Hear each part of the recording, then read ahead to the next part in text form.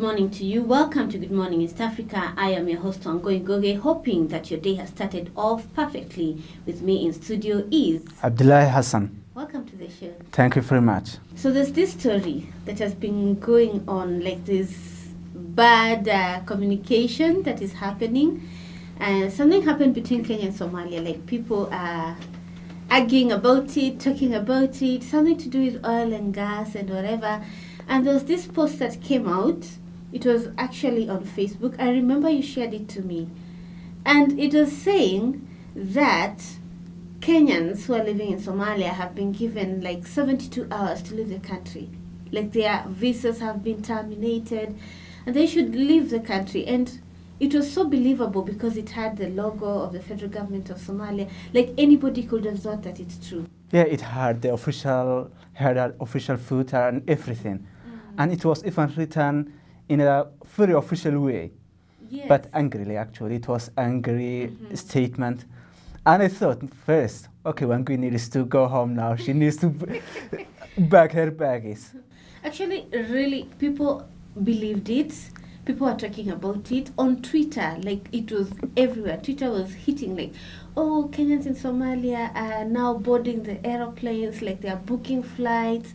They are scared for themselves. Like, people were serious. And I was asking myself, how can this happen?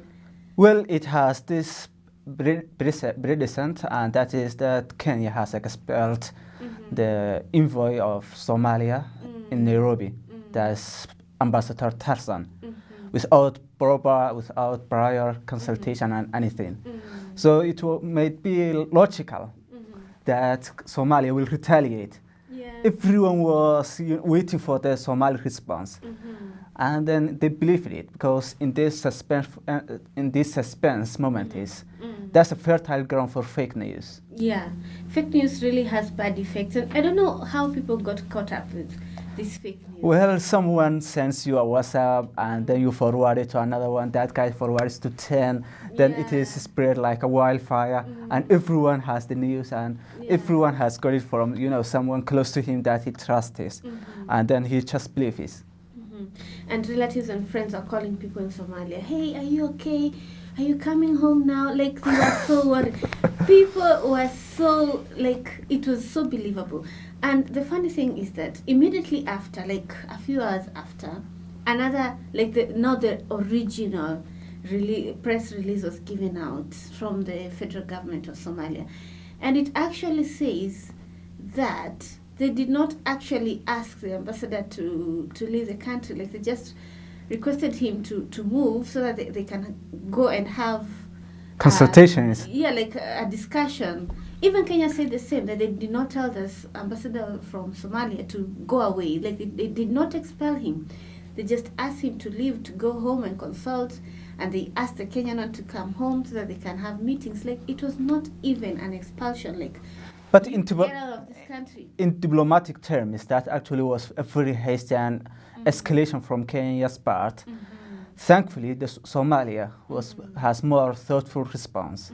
They escalated the situation and said, okay, we regret that Kenya has done this. We are not retaliating now. We will just talk with them and try to resolve the issue amicably. Yeah, and people started creating news out of no news. Like, they started doing, I don't know if it's Photoshop. They even say that the embassy in Mogadishu has been destroyed. They even started saying that people are at the airport, like they are crowded at the airport, leaving. And it was like, okay, so people really wait for something to happen. What amazes me is the energy and the effort people put on, creating this fake news. You know how much time it would have taken to draft that statement to make it look official as possible. Yeah, they should have sat down for some time and created it, make it very believable and very emotional. That time wasted could have been used for, more productive stuff. Exactly. Even that letter, the way it was written, it takes a lot of energy and time to come up with such a creative letter and make it sound so believable. I think it is because that nationalist and patriotic feelings are high at the moment, because a lot of Somalis are believe, I don't know about Kenyans right now, but a lot of Somalis believe that Kenya wants to take some part of their country. Oh, actually, this dispute, what is it all about? Is it the border? Is it that they want to change? What is it about? It is about a maritime border. So Kenya and Somalia are having different opinions where the border line should go. Should it be straight or should it be perpendicular? So Somalia and Kenya are now have this case in front of the ICJ, that's International Court of Justice. Although Kenya doesn't want it to be arbitrated in a court, they're saying that we should have it between us. We should negotiate and, resolve this between the two of us because we are neighbors, we are brotherly countries. Since I was a child, I used to draw the map of Kenya, the map of East Africa, and there are these lines that I used to know that this is how it should go. So does it mean that now suddenly we'll have something that looks completely different because we'll have a different borderline? No, the map will not change. What will change is that the right is to exploit the resources of the sea, that's bordering Somalia, the Indian Ocean. So they are saying where the line should go, in the sea. Then let's see where this goes. Like, I just hope that whatever decision is made is going to favor both countries. Like, we don't want a situation where we are enemies and we are not relating well, because Somalia and Kenya really have been cooperating in so many areas. And that's why you see that even the AMISOM, we have Kenyans in it. Yeah, there are thousands of Kenyan troops inside Somalia now. Yeah. So let me tell you, when I saw this post, I was so scared. Like, okay, I have friends and relatives in Mogadishu. What's going to happen to them? You can imagine being given 72 hours. You haven't packed. You haven't even prepared. Like, it's such a confusing moment. Like, if it was real. And you have a work in Somalia where you are staying. You are not here for a vacation. Yeah, like there are pending things you are doing. You are working for a certain company. It would have been hectic even if you were in a vacation and told you have only 3 days to leave. What about if you are doing business, if you are teaching something? Yeah, I think it would have even affected the aviation sector. Like the planes that bring in people doing business from maybe Kenya to Somalia or Somalia to Kenya. Like, this would have really been... you would have been personally, affected. Yeah. Even though you are in Somalia, and technically Somalia is still says Somaliland is part of Somalia. Something funny, someone told me that he was told that the people in Mogadishu have started burning, cats. They are burning the cat that comes from Kenya, which is fake. Like, it wasn't true. That would have been a good thing that comes out of this dispute. The only good thing that would have come out of this dispute. Yeah, but still, cat can come from any other country, so... But for most of Somalia, it comes from Kenya. Here in Somalia, it comes from Ethiopia. Well, still on Africa, something amazing is about to happen. NBA, like the big basketball team. Is it a team or a foundation? I don't know. It is a league, the American Basketball League. Yes. So that league, it's planning to come to Africa because they've noticed that here in Africa there's so much talent. And the Basketball Africa League is now partnering with the NBA and FIBA. So they're going to establish something here in Africa. It's going to start next year, 2020, January, but people are starting to register this year, such that we'll have about 12 teams from 9 different countries participating. Would Kenya and Somalia be in those teams? I hope so, because I think I have seen really tall Somalis. Basketball players are so tall. I think that's the qualification. It's one of the qualifications. You also have to have dexterity. You have to have the skill. But mostly this tournament, at least this year, the next year will be Angola, Egypt, Nigeria, Senegal, Rwanda. I think those are the guys who are really good at basketball, but I think even Kenyans, Somalis, Ugandans, anybody can be a basketball player. No new teams would be registered now. Only established teams that, participate in professional competitions are allowed this year. Yeah. And by the way, President Barack Obama, is going to be supporting this. I heard that. Yeah, he's featured in this promotional video of the new league. So he will be promoting the tournament. He will be part of it, and actually a lot of, Barack Obama is very popular in Africa. Yeah, he is. So his endorsement means a lot. Yes, it does. Like a lot of people, when they hear Obama, they want to be interested in it, because even we have the Obamacare, we have so many programs that are being sponsored by Obama, and you'll see people get interested because they have faith in his name. So I think this thing being supported by Obama is going to attract a lot of young people. And the NBA, it's not the first time NBA comes to Africa, actually. It has ongoing programs to promote the sport, the basketball sport inside Africa. For instance, it has a state-of-the-art training facility in Senegal. It was opened only last year. I think we should have such in Somalia. Like the most interesting game I see people here playing, like young kids and young guys, is football. Everywhere you'll find football pitches, well maintained, and in the evenings you'll always see young people going there to play football. Well, football doesn't need a lot of facilities. You can play it in the dirt, you can play it even in the road, in the street. Yeah, even you can make a ball out of paper. I see how kids make a ball out of polythene papers, and they play ball and they enjoy it. You are taking me into memory lane when I was a kid. You used to play like that? Yeah, and it's not just for football. You can also throw it at people. Yeah. Well, do you know basketball players make a lot of money? Well, and that's one of the things they are promoting. They are creating this new league. Actually, it is a huge economic engine. Because, for instance, the average basketball team is worth like $1.9 billion. Wow. Like one team is worth a lot, like $1.9 billion. Yeah, and then there are stadiums, and then there are fans who will come to the stadium and will generate revenue.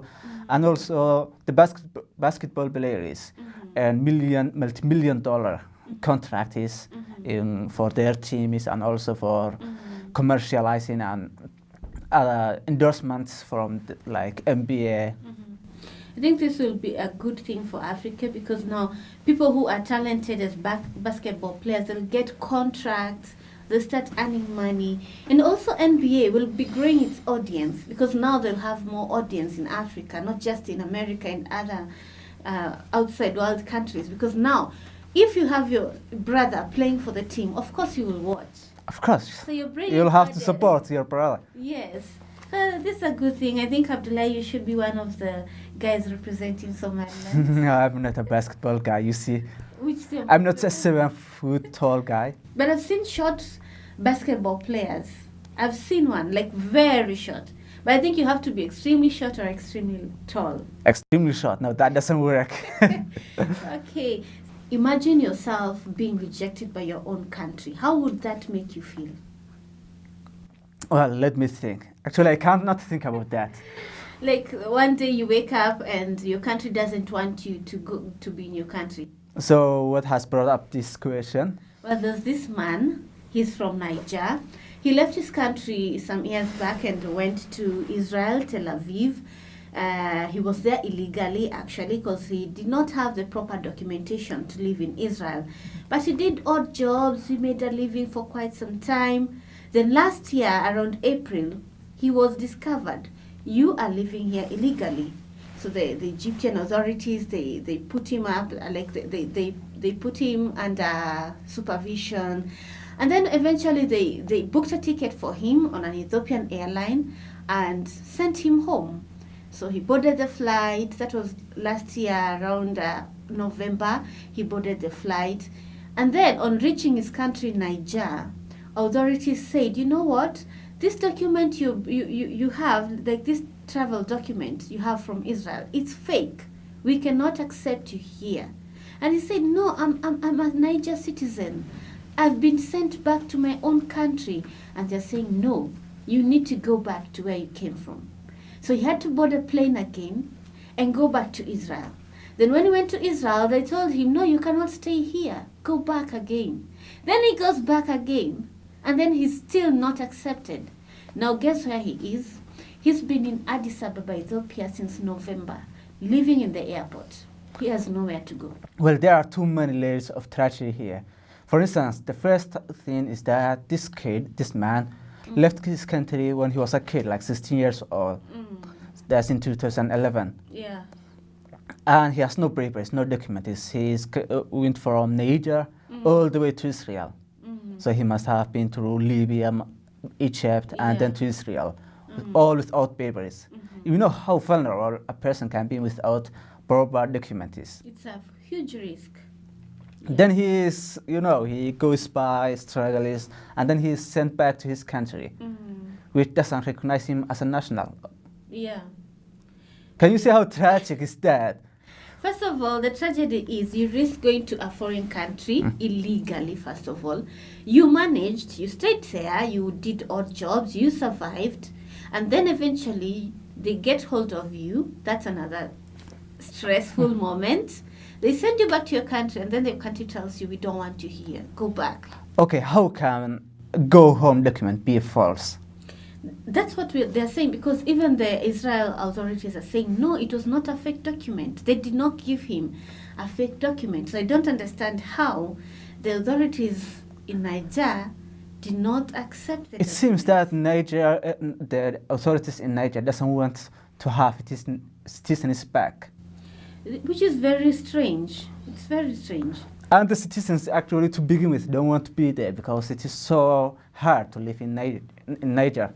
Because it's one of the one of the poorest countries in the world. Yeah, and of course that's the reason why this guy had run away. Like, he was looking for better opportunities. He wanted to make a living. That is why he risked his life to go to Israel, which I do not encourage. It's not proper for anybody to go to a foreign country illegally. Like, that's not okay. But even though, yes, he did a mistake, he's been taken back to his country. His country should accept him back. Right now, I fear for him. What is about him now? Is he marooned or stranded in Ethiopia? Now he's in Ethiopia. He's at the airport in Addis Ababa. You can imagine you're in Ethiopia, but you don't know how Ethiopia looks like because you cannot leave the airport. So you're living within the airport area. When you wake up in the morning, you're just walking at the departure and arrival, saying hi to the air hostesses and passers-by. You do not have food.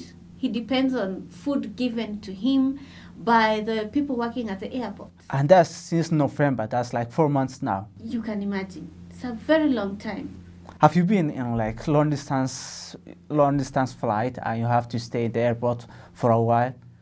Let me tell you, I haven't been, but even in the shortest distance I have traveled to, the most annoying thing is when your flight may be delays. Yeah, I've been there, and actually my last flight was like, I've been in the airport for like 24 hours. Oh my. Yeah, no flights were coming here to Somaliland, so I had to stay all that time.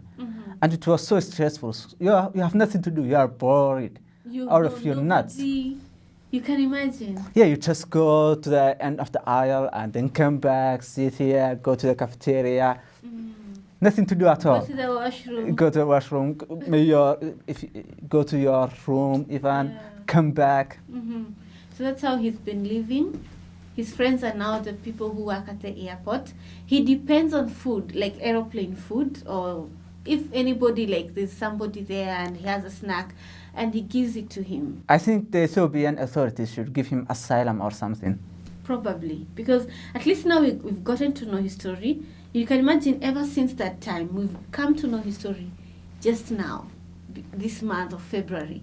And this is because he was lucky to have met a BBC reporter and told the reporter his story. And that's how the world got to know about this guy. There were last year, there was about this Syrian guy who was also stranded in Malaysia in an airport like this. But he had, his smartphone. So he used to record all these videos and post it on social media. Then people all around the world got his story, and then they rallied behind him and even asked UNHCR and the authorities of Canada, Australia, these countries to take him in. Eventually, he was lucky and he was taken to Canada. Well, you're talking of social media, and this guy met a reporter So media is playing a key role in helping out people, because if it was not for the social media, this guy would not have been able to tell his story to the world. And even this guy, this Nigerian in Addis Ababa, if he never met that BBC reporter, probably nobody would have known about it. So we need to appreciate the media sometimes. Well, media is all about connecting people so that it is job. And when you hear about stressful situation that a person is in it, you have this tendency to support him. Yeah, I think media is. Would a society exist without the media? Like, how would it be like living in a world where there's no media, there's no TV, there's no platform for you to know what's happening around you? Well, we take it now for granted, but there were a time when there were no television, let alone social media. There were no newspapers even, but people got by even then. Yeah, but life was tough. I think life was tougher than now. Because right now life is so easy with internet and everything. All the information you want, you can get it just on your smartphone. Are you sure? Because a lot of people argue that there is information overload, that we are overwhelmed with information that we don't need and we don't know what to do with it. Well, that could be true. Information overload is also something that's not too good for us as humans. For instance, what benefit will you get from watching the puppies of a person in Nevada in the United States? You get to know that there's something like that happening in the United States. But it doesn't add any value to your life. It is true. Actually, like the way people spend time on social media, do you know there are people who can stay on social media for more than 5 hours continuous? Like you're just sitting on a couch, especially on a weekend when you have nothing important to do. You're just in the sitting room on your couch and you're having your phone. And you can be on your phone for hours and hours and hours looking at other people's lives. Actually, some guy who's also a friend of mine told me when he was in college, he stayed on Twitter for 24 hours straight. 24 hours straight? Like, yeah. He did not do anything that day? Yeah, he did not do anything else. It was just like, I need to it, just click on it. I need to it, click on it. So his Twitter feed was updated for the second. I think people should get paid if they stay long on social media. Is there a way that the person who is on social media for too long can get paid? Actually, I questioned him, that guy. Yeah. What were you doing? So what was so interesting that you were following that closely? And I still couldn't get from him any, answer that satisfies me. Well, speaking of social media, do you know why people go mostly, especially young people in college, in secondary school, do you know why they go to social media? Because they want to see the lives of their fellow friends. They look at their pictures. How are they doing? Where did they go? Who did they meet? But that's projecting. That's not real life. You know that. It's not real life. Like, everybody has a good life on social media. Do you believe that? Except me, because I'm not that active in social media. But would you ever post something bad about yourself on social media for the whole world to see? No, why would I annoy people with my problems? No, not like telling your real life on social media, like telling people, okay, I'm having a stressful day, or I just woke up, I'm looking horrible, I'm looking sleepy. Like, do people do that? Yeah, they used to do that when social media was a new thing, like in early 2000s. You would have seen these posts that are saying, oh, it's a very stressful day. Oh, this is not my day. Like, we will update it for a second, like a diary. Open diary for everyone. I think most people are living a fake life on social media, according to me. Especially girls. Girls are living a fake life on social media because they want to show people that they are perfect, they look perfect, and it's influencing their lives. Because when you go to social media, you see a certain celebrity looking like this and that, and you also want to look like them. Forgetting that with girls on social media, yeah. I need to understand this. Why most of girls have a picture of the only one side? All their pictures are about one side. One side? Yeah. How? Like she will take picture, then it's about this side, right side. Another picture is the same. Same side. A third one is the same side. Because maybe they think they look prettier on that side. So every girl must know some part of her, body that's prettier than the others, and then post all the pictures of that side. Well, let's leave that for another day. No, I'm pressing you for this.